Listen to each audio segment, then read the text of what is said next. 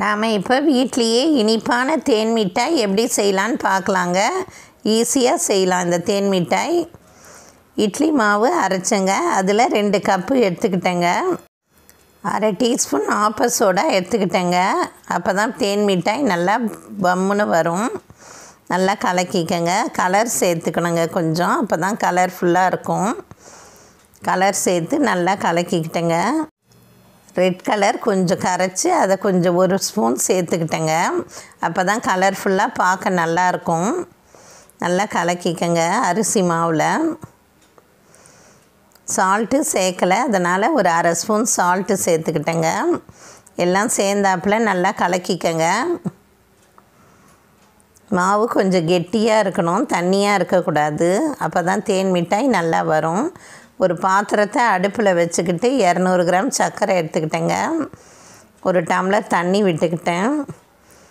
பாகு ரொம்ப கெட்டி பாகு வேண்டாம், லைட்டான பாகாக போதும். லேசாக பிசு பிசுப்பு தட்டந்தான் ஆஃப் பண்ணிவிடுங்க. கெட்டி பாகெல்லாம் வேண்டாம். பாகு செஞ்சு வச்சுக்கிட்டேங்க. ஒரு கடாயில் அடுப்பில் வச்சு எண்ணெய் விட்டுக்கிட்டேன். 200 கிராம் எண்ணெய் விட்டுக்கிட்டேங்க. எண்ணெய் நல்லா காஞ்சதான் அடுப்பை ஸ்லோ பண்ணிவிட்டு ஸ்பூனில் சின்ன சின்னதாக எடுத்து போடுங்க. ரொம்ப பெருசாக போடாதீங்க. ஒன்றோட ஒன்று ஒட்டாமல் வந்திருக்கு பாருங்கள் தேன் மிட்டாய் வெந்து. திருப்பி போட்டுக்கிட்டே இருங்க, அப்போ தான் எல்லா பக்கமும் வேகும். கலர்ஃபுல்லாக அழகாக இருக்குது பார்க்குறதுக்கு. அடுப்பை ஸ்லோ பண்ணிகிட்டே செய்யுங்க. மொத்த தேன் மிட்டாயும் பொரித்து எடுத்துக்கிட்டேங்க. இப்போ ஜீரா பாகில் போடணும்.